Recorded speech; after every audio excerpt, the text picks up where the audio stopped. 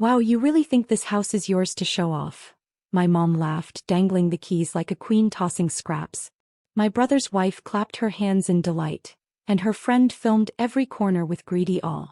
They didn't know the truth, that this house was mine, bought with every hour of overtime, every skipped meal, every lonely night no one ever noticed. Hi everyone. My name is Evelyn Grace, 28 years old. And this isn't just a story about walls and keys. This is about dignity, betrayal, and the silence that burns hotter than fire.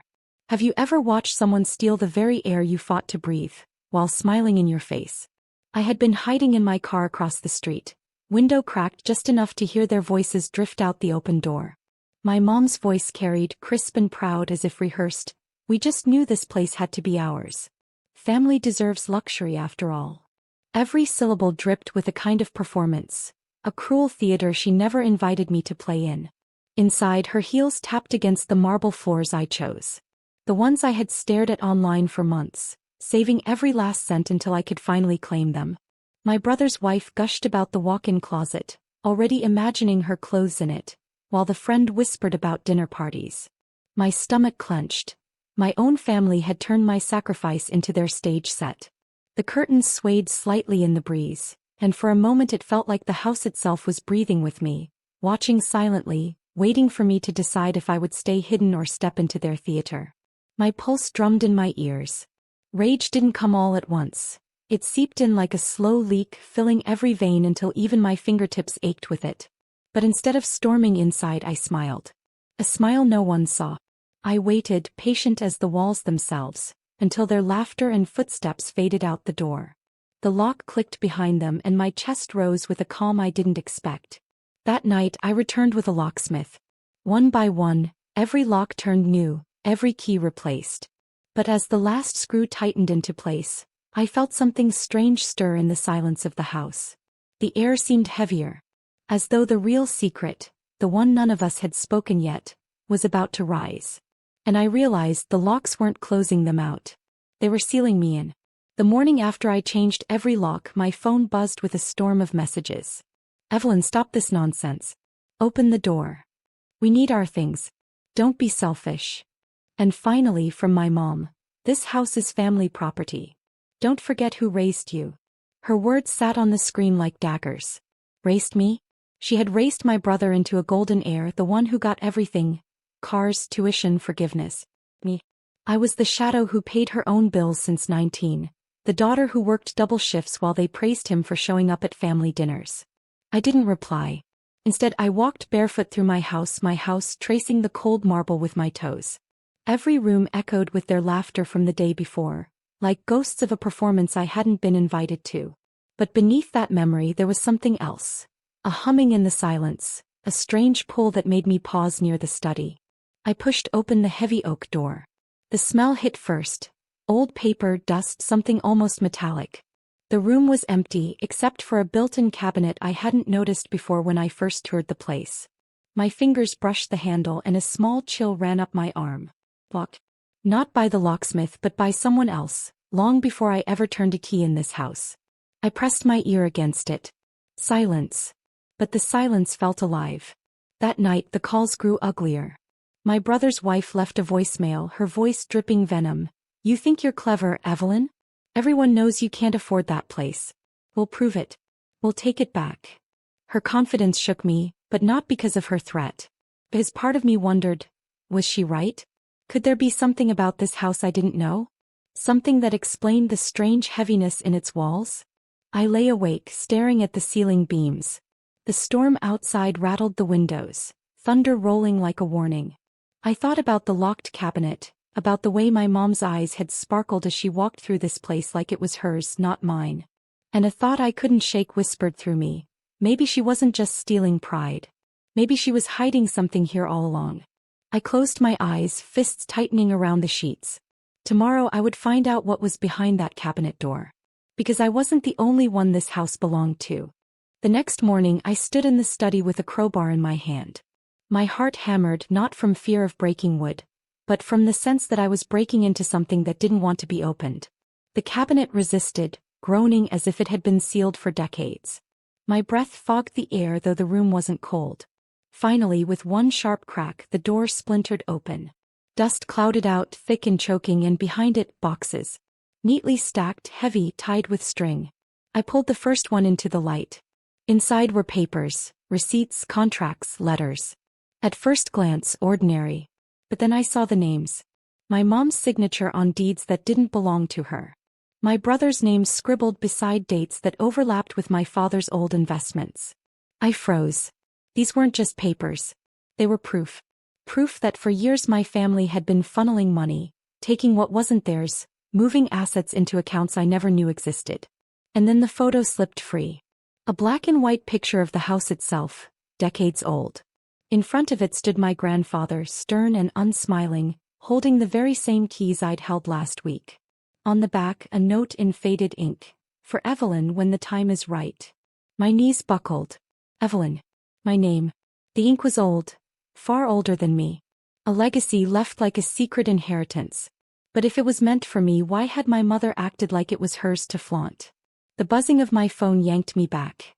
A new text from Mom. We're coming tonight. Don't lock us out again. For the first time I felt the ground tilt. This wasn't just about greed or pride anymore. They knew. They knew about the house, about the papers, maybe even about the message my grandfather had left for me. The storm had passed outside, but inside me it had only begun. I gathered the boxes, heart pounding, and whispered into the empty air. You wanted me to find this, didn't you? You wanted me to finally see the truth. The walls seemed to hum in agreement. And for the first time I realized, the betrayal hadn't started yesterday. It had been buried here for years, waiting for me to open the door. By nightfall, the driveway filled with headlights. Their cars lined up like soldiers preparing for siege. I stood at the window, the boxes stacked behind me, my hands trembling, not from fear but from the weight of every secret I had uncovered. The first knock rattled the door. Then came my mother's voice, sharp and rehearsed. Evelyn, open this door. You don't want to make enemies of your own family. Enemies. The word tasted bitter. I turned the deadbolt but didn't open, letting her voice echo through the silence instead. Behind her, my brother shouted. This house isn't yours. You'll regret this. But regret was already the blood running in my veins. Years of it. Finally, I cracked the door just enough for them to see my face. Calm. Too calm. Funny, I said softly. I found some old papers today. Seems this house was always mine. Even before I bought it. My mother's eyes flickered just for a moment. Fear quickly masked by rage. You don't understand what you've touched, she hissed, stepping forward. I blocked the door.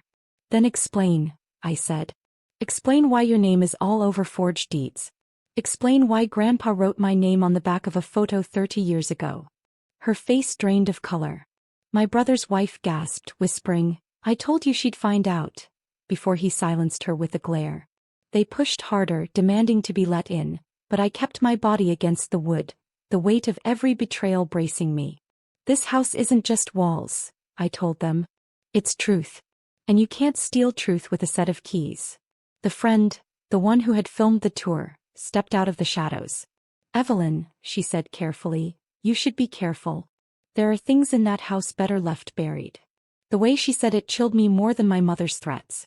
As though she knew something even I didn't. I slammed the door through the locks and pressed my back against it. Outside, their fists pounded like thunder. Inside, the boxes sat waiting, silent witnesses. But it was the photograph that burned brightest in my mind. My grandfather's face. My name written long before I was born. And the whisper I swore I heard as I climbed the stairs. Keep digging, Evelyn. You haven't reached the secret yet. Their fists hammered on the door long after midnight. But eventually the driveway went dark again. Silence pressed in, thick and uneasy. I should have felt relief, but instead my chest burned with questions. I carried the last unopened box into the study, the storm lamp casting long shadows on the wall. My hands shook as I tugged the string loose. Inside were more documents, but these were different. Not financial. Personal. Letters. Dozens of them, folded neatly, all addressed to one name, Evelyn. My breath caught. These weren't written to me, they were written decades ago. The handwriting was my grandfather's, steady and elegant. If you are reading this, it means the house has chosen you. This place was meant to protect, not to divide. But your mother. She turned love into possession. You must guard what is inside because if they find it they will tear you apart. Each letter felt like it had been written straight into my bones. He knew. He had seen what she was capable of long before I was born. And he had left this house as a shield. Beneath the letters lay a smaller locked tin box. No key. I traced the ridges of the metal, my pulse loud in my ears. That was when my phone buzzed again. A new message from an unknown number. Stop opening boxes, Evelyn. Some truths will ruin you. The words sent ice down my spine. No name. No trace. Just the certainty that someone knew exactly what I was doing. I dropped the phone onto the desk, staring at the tin box under the lamplight. My reflection warped across its surface, eyes wide, lips pressed tight. For a moment I considered stopping, leaving it shut, pretending none of this existed. But then I remembered my mother's voice earlier, calling me selfish, unworthy. I remembered my brother shouting that I'd regret it.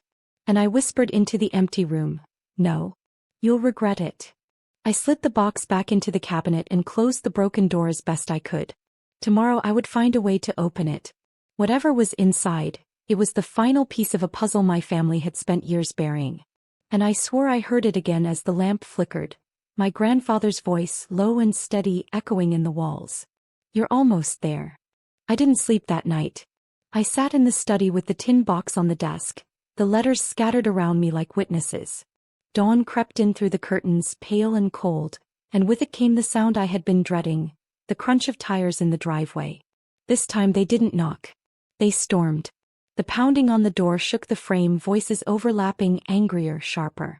Open it, Evelyn, my brother roared. You think one house makes you better than us? My mother's voice sliced through his. That box doesn't belong to you. Do you hear me? It was never meant for you. I froze. My chest tightened. How did she know about the box?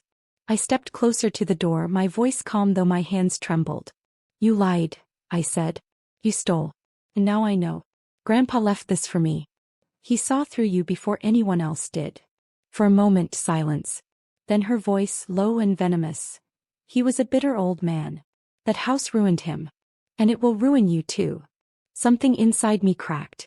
Years of swallowing her words, years of shrinking in their shadows. No more. No, I whispered, more to myself than to her. It won't ruin me. It will free me. They tried the locks, jiggled the handle, slammed their weight against the wood. I braced the door with my body, every thud echoing through my ribs. Then came the voice I didn't expect, the friend, the one who had filmed the first tour. She spoke softly, almost pleading. Evelyn, listen. Your mother isn't wrong. That house has secrets none of us should touch. If you open that box you'll never be the same. Her words cut deeper than the banging. Because for the first time it wasn't a threat, it was a warning. But warnings too often come from those already guilty. I backed away from the door, heart pounding, and grabbed the tin box. My reflection stared back at me from its surface, fractured by the flickering light. My choice felt heavy, final. Outside their fists kept coming. Inside the house seemed to hum, waiting, urging. And as I carried the box upstairs, I knew one truth above all. Tonight something would break. Either the house, or me. The storm outside broke with a roar of thunder just as the front door splintered. Wood cracked, metal shrieked, and suddenly they were inside. My mother first, my brother close behind, their faces twisted with something darker than anger. I clutched the tin box to my chest, backing up the staircase one step at a time. Stay away, I whispered, though my voice trembled. You don't get to touch this. My mother's eyes were wild, but there was fear in them too. Evelyn, listen to me. That box doesn't protect you, it damns you. He wanted to trap you the way he trapped me. Her words sliced through me. Trap? My grandfather? The man whose letters felt like lifelines in my hands? My brother shoved past her, his voice a snarl. Enough. Give it to me. He lunged, but the house itself seemed to groan as lightning flashed and the chandelier above swayed violently, casting broken shadows across the walls. I bolted into the study, slammed the door, and wedged a chair beneath the handle. Their fists pounded immediately after. The box shook in my hands, heavier than metal, heavier than blood. I dropped it on the desk, my breaths ragged. The lock had no key, but the crowbar still leaned in the corner from before. My fingers wrapped around it, slick with sweat. One strike. Two. The metal dented, screamed until finally the lid split. Silence fell. Even the pounding stopped. Inside, nestled beneath faded velvet, was a stack of journals. My grandfather's handwriting covered every page. Diaries of betrayal. He had chronicled everything. How my mother siphoned money, how my brother forged signatures, how they plotted to claim the house long before I was even born. Page after page, proof of their greed. But there was more. At the very bottom, one final envelope. My name on the front. Not just Evelyn, Evelyn Grace. I opened it with trembling hands. His words were simple, sharp. They will try to take everything from you. This house is yours not because you bought it, but because you are the only one strong enough to bear the truth. Lock them out. Let the house stand with you. And when the time comes, let silence be your answer. The door behind me rattled, hinges ready to snap. My mother screamed my name, furious, desperate. My brother cursed. But I sat in the chair, the envelope still in my hand, and I finally smiled. The house wasn't a trap. It was a mirror. It didn't create greed, it revealed it. And now I had proof. I sat there in the study as the final hinge snapped and the door burst open. They poured in. My mother, my brother, his wife clinging behind him, and that friend with the wary eyes. They expected me to break, to hand it all over. But I didn't move. The journals were spread across the desk like an unrolled confession. I placed my hand on them calmly, my voice steady. Do you see this? Grandpa wrote everything down. Every dollar you stole. Every lie you fed me. Every trick you played with his legacy. My brother lunged, but I slid the envelope across the desk toward him. He froze when he saw my full name written in our grandfather's hand, the ink faded but undeniable. His face went pale. My mother tried to snatch it, but I leaned back in the chair, smiling faintly. You called me selfish. You called me unworthy, I whispered. But the house was always mine. Not because I bought it. Because it knew I could bear the truth you spent your lives hiding. They shouted. Denied. But I didn't argue. I didn't need to. Silence was heavier than their voices. Silence and the evidence that spoke louder than their denial ever could. The friend, the one who had warned me, stepped back, her eyes wide. For the first time she looked afraid of them, not me. And in that moment, I realized she hadn't been warning me to protect me. She had been warning me to protect herself, from being tied to their downfall. I gathered the journals and tucked them into a satchel I had prepared hours earlier. Without another word I walked past them. My mother's hand shot out to grab me, but I paused, looked her dead in the eye and said softly, "Locks keep you out. But the truth keeps you gone." Her fingers slipped away. The next week, the silence in my phone was broken only by the sound of lawyers calling them. One by one their names were dragged into the light. Fraud. Perjury. The house had not ruined me, it had freed me. And as I stood in the empty hallway one quiet morning, sun pouring through the high windows, I whispered to the walls. Grandpa, I kept it safe. I finally understand. The house hummed, still and proud, no longer heavy but alive. And for the first time it felt like home.